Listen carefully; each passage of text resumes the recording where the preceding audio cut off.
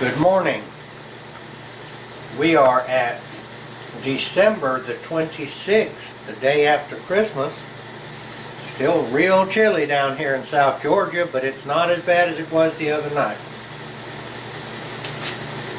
We splurged a little bit yesterday. We went over to one of the kids' house and we wound up with some brownies of some sort that somebody gave us and some other kind of sweet. Oh, Hershey's chocolate kisses. And we ate it.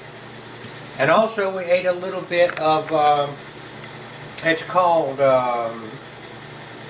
peach cobbler, although it was made with apple. Very delicious. And we didn't eat any supper last night after that. We just ate that. What I'm going to do today is we're got to get something to eat, so we call this souping it up when we've overeaten, and we just make a soup of whatever we have. Now we're going to soup it up today, and I also want to talk to you a little bit. So we're starting right here. This is mustard greens right here that we grew in the garden, and this says 5/25/22. That's May, isn't it? Mm-hmm. May. And we got that mustard out and we washed it and put it in the freezer. That's probably a good pound or two of mustard washed, and mustard greens. Alright, if you haven't had mustard greens, you just don't know what you're missing. Of all of the greens, I believe mustard greens is my favorite. I like turnips too, like kale and all that kind of stuff. So, we're souping it up. Now we've already put some water in it. This is our soup pot. And we have put this mustard greens in the,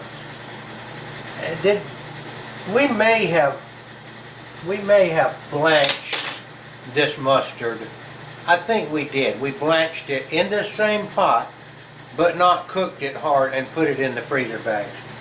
And probably put a little salt in there. So we're going to cook the mustard thoroughly, and then we're going to add some other ingredients. This is deer meat, so we're really trying to go native here. But while this is happening, I want to talk to you a little bit about health.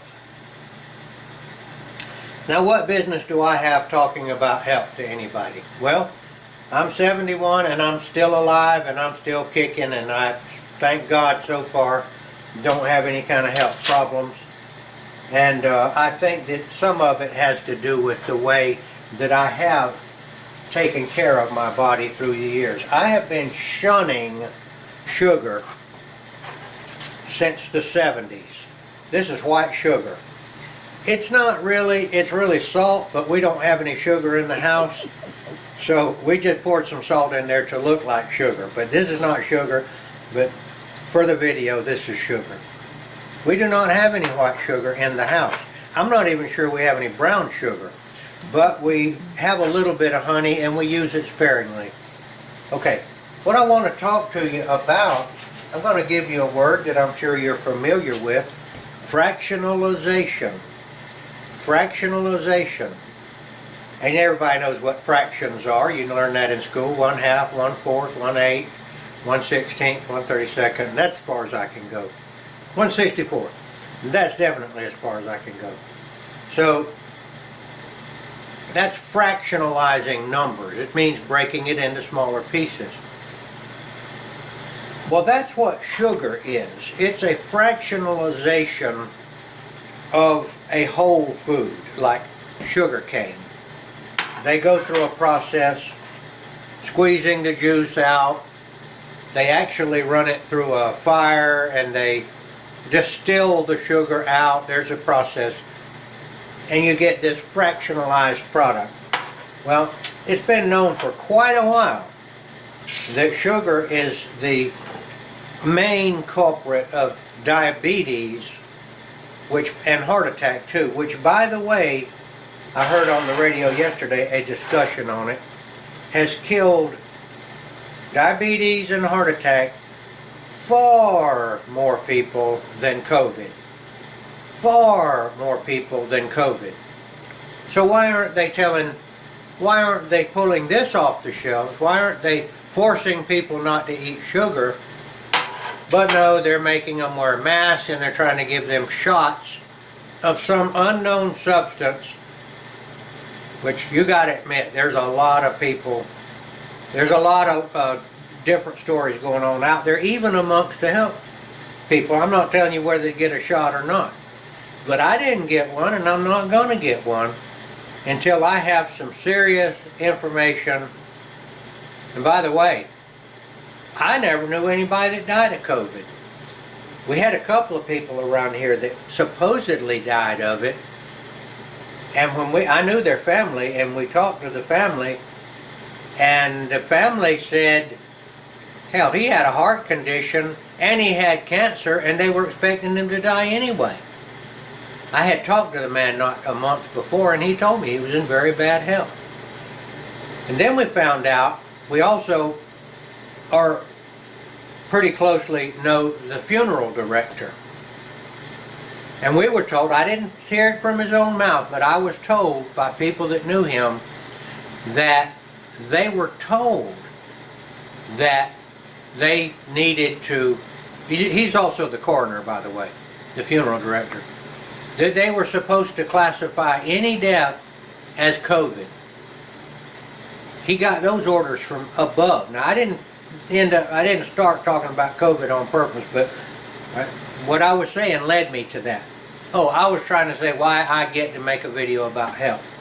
I quit messing with sugar in the early 1970s. I'm not saying I never ate any sugar, because I ate some yesterday in that Hershey's thing, but I don't eat it much. Very, very little. And I don't think a little bit will hurt you, because your body can overcome it. Kind of like alcohol. Unless you get ridiculous with it, a little bit of alcohol is not going to hurt you. And by the way, alcohol is a related type product. It's also fractionalized from fermented whatever, grains or fermented grapes or whatever. They run it through a chemical process known as distilling, and they get the pure alcohol out. Well, there's enough alcohol in beer and mead and wine without getting it out. And by the way, I also feel like that I have a right to talk to you about alcohol, because I am an alcoholic. I'm not a drinker anymore, but I've heard alcoholics are supposed to say they're an alcoholic because they used to let it get the best of them. And I had my share, and some other people's too. I kept some other people from getting their share of alcohol. Okay. It's a fractionalized product. Fractionalized products, not all of them are bad that are going to hurt you, but I'll tell you another fractionalized product. That right there is extra virgin olive oil. Alright, there's a tree, which we have some in our yard, called an olive tree, and it has a very high oil content.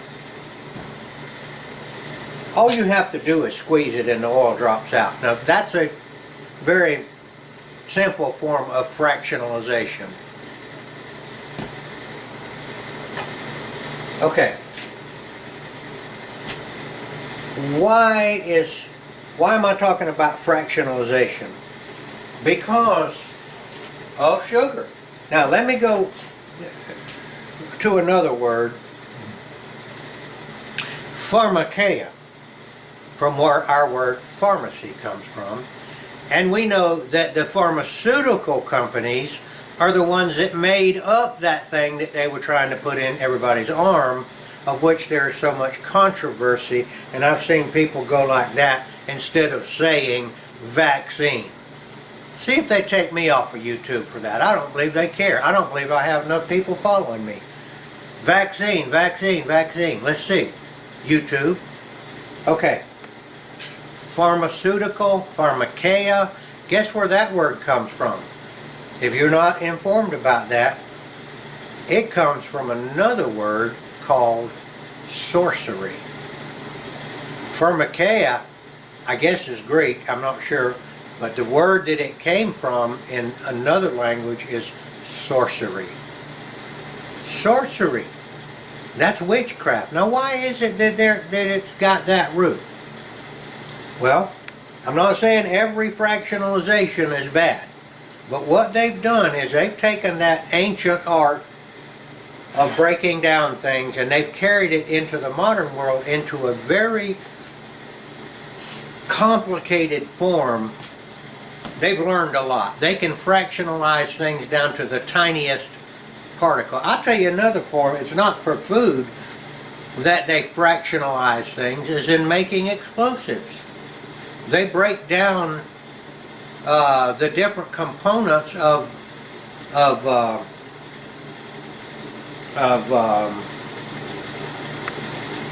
guano, which is bat crap, and they make explosives out of it. They've been doing that for a long time. Sometimes explosives are good, sometimes they're not, but they mostly have been used to kill people. The sugar is what causes diabetes because the body cannot filter it out properly as you get older, and it causes diabetes, and it ends up making people extremely sick, obese, heart attack, dead, because they eat so much sugar. It's in everything. Let's see how my greens are doing. Okay. Now this is not a fractionalized food. Hey, this has got sugar in it. This has got a little bit of sugar in it naturally.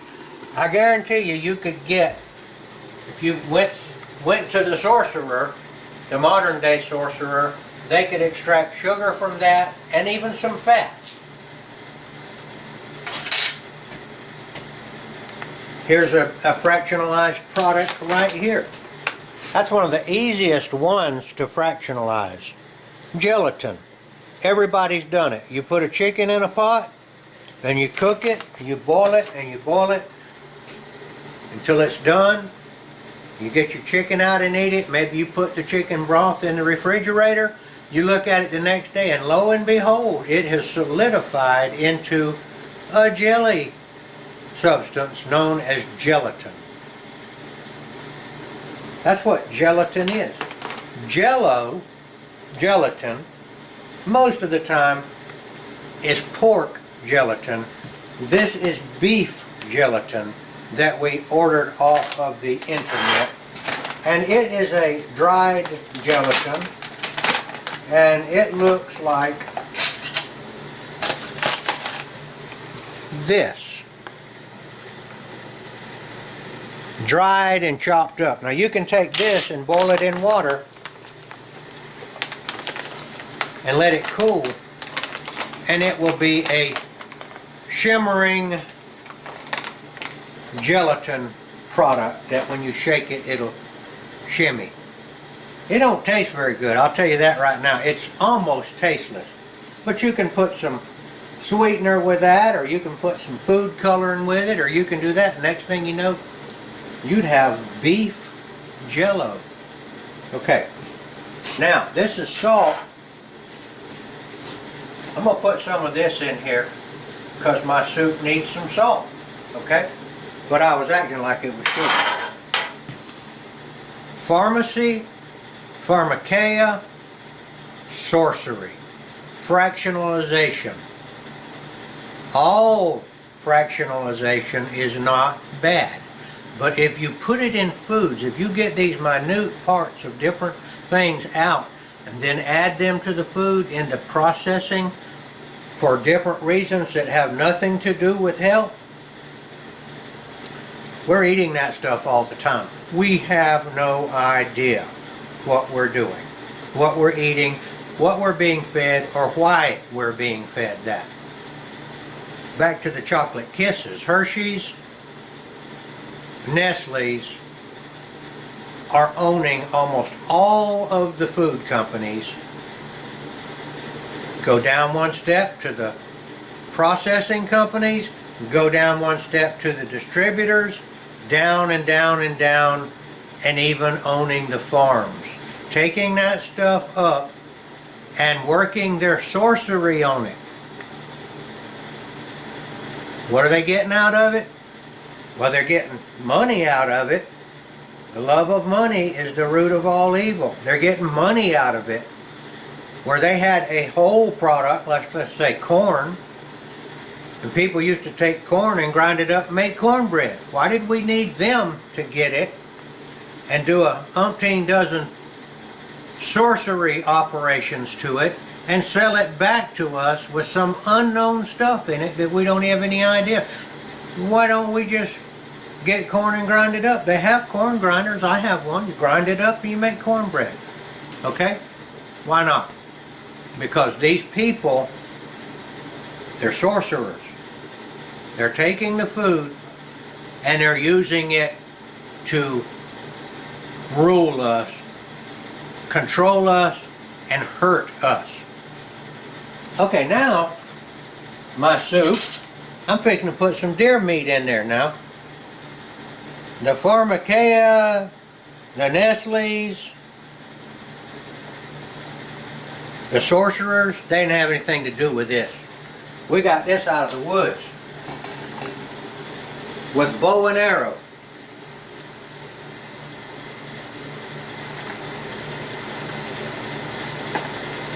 And we didn't take it to a deer processor. We did it ourselves. We ground it up with a grinder.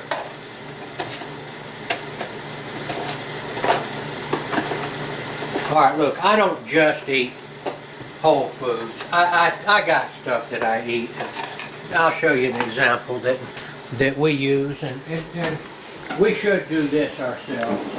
I got some of this doggone stuff here. Ragu. It's tomato sauce with, and what all they put in there. Some of it's not good. They probably put sugar in it. Talk about Jell-O. I still eat Jell-O, but it's sugar-free Jell-O. Look at that. That's probably pork gelatin, not beef gelatin. So I still eat it, but I don't eat any sugar in it. Here's a product that I really like. Those are nacho peppers. We get that at Jalapeno peppers. Jalapeno peppers. Made by La Costina. I love those things. Okay? I'm not a Mexican, I don't think. But I do like it. Jalapeno peppers, water, vinegar, salt, and they say calcium chloride. And it's got amino and spices. That's a pretty pure product right there. And I'll tell you why I like it. Besides one thing I'm a cheap person. These things don't cost very much. We go to a store called Big Lots here that we have in town and buy that.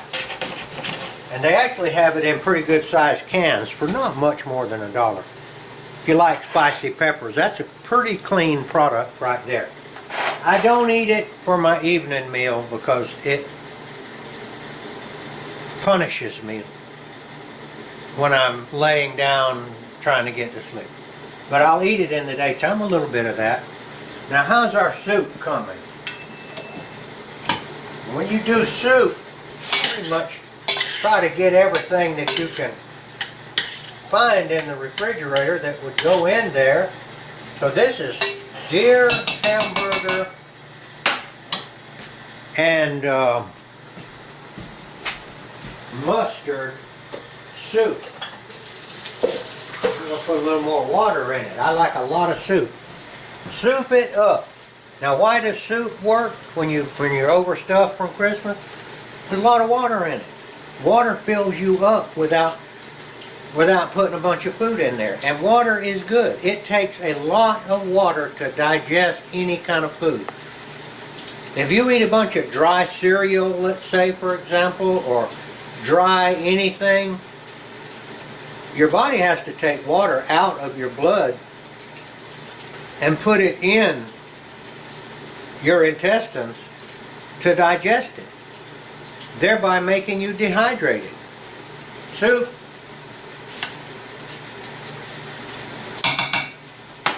nullifies that problem. Now some more hot water in the soup. And now, as I guess y'all remember Justin Wilson, the part Cajun cook that I think he's deceased now, that I used to watch. He said, whatever you do, anytime you add an ingredient to your recipe, taste what you got, so you'll know where to go from there. Tastes pretty good. You could actually use a little more water. Back to fractionalization. You need to eat whole foods the best you can. You don't need to eat fractionalized foods. Do your best to try to eat whole foods, whole vegetables, whole everything, whole wheat flour, all of that. I mean, it's already known. Whole water. Whole water means it's not got sugar in it and it's not got all kind of other stuff in it. Water. Okay, I eat coffee. I drink coffee. I'm guilty. I'd say the #1 problem is sugar. It kills more people than all of the COVID deaths that have been out there. I heard it yesterday, and it was a main news program. Okay? And I believe it. So we're fixing to soup it up here and eat this stuff. Oh, I'll tell you one more thing about fractionalization, and it's another form of sorcery. They try to fractionalize people. They try to divide people along racial lines. That's sorcery too. They want black people to hate white people, and they want white people to hate black people. They want Asian people, and they want men and women fractionalized. That's a form of sorcery. They're telling women, hey, you guys are self-sufficient. You know, you need to get into the MMA and start boxing. And they tell men, you guys need to start wearing dresses. That's fractionalizing and going against God's will. Okay, I'm fixing to eat some of this soup, and I hope that that discussion was good, that you liked it, and if it was just outrageous, that's good too. If you want to make a comment on it, you can get me on that YouTube comment thing. Alright, this is Gardner Israel signing off.